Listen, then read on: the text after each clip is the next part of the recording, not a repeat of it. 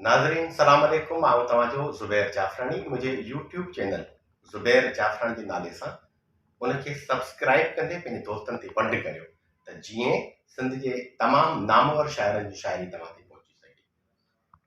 हफ़ीज़ कुंभर जो हिकु निहायती शाहकार नज़म अवां सॼणनि जे नज़र त शीशनि जा के ॿूच खुलनि था, टहक उथनि था, टहक उॾनि था, लाइटर साण सिगरेट दुखनि था।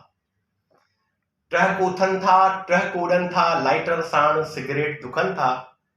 चर्चे खे चौधार हुजे थी, कची काई गुफ़्तार हुजे थी, थोरी गंदी गार हुजे थी, भुॻड़नि ते बि मार हुजे थी, सीखे ॿूटी तयार हुजे थी। मोबाइल ते डिघियूं ॻाल्हियूं, महबूबनि सां मिठियूं ॻाल्हियूं, जानियाड़नि जूं जोड़ जफ़ाऊं, खंड भरियूं की ख़ूब गिलाऊं। पंहिंजे पापी पेट जूं ॻाल्हियूं, पंहिंजे साहिब सेठ जूं ॻाल्हियूं, ॾींहं जो हर वक़्तु यार करियूं था, पेक सां गम खे पार करियूं था। ॾींहं जो हर वक़्तु यार करियूं था, पेक सां गम खे पार करियूं था। हलंदे सियासी तबरेबाज़ी, हलंदे सियासी तबरेबाज़ी, हाल ई उन्ही जो माज़ी। जामन में जीअं बर्फ़ रजे थी, सिंध अचानक यादि अचे थी। यादि के पागल यार अचनि था, अखियुनि ते त खुमार चढ़नि था।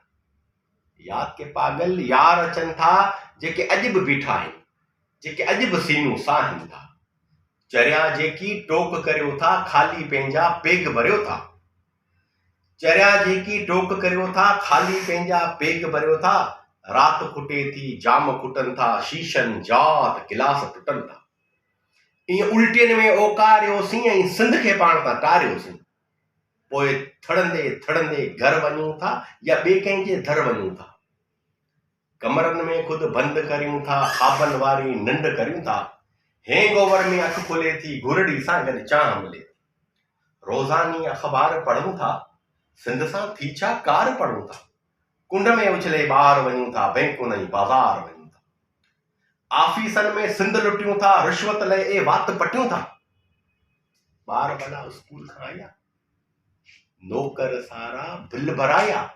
मामा वारा ईंदा सुभाणी, चाचा ईंदो परींहं ताणी। बाबूअ खे चओ ज़िद छॾे ॾे, हॉस्टल ते रहो ज़िद छॾे ॾे। ॾाही तूं थी हुअ त चरी आ, ॾाही तूं थी हुअ त चरी आ, बेगम तूं हुअ भाग भरी आ। आफ़ीस मंझां ज़ाल सां ॻाल्हियूं, जुवान जमाल ॿी ज़ाल सां ॻाल्हियूं।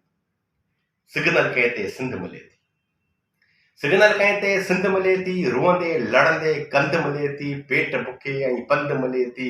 दीवारनि में बंदि मिले थी, अखियुनि साम्हूं गुज़रियल रहे थी ऐं ईअं समूरो विसरी रहे थी। रोज़ ॾेई उनखे पुठ वञूं था, पंहिंजे मुंहुं जुट वञूं था।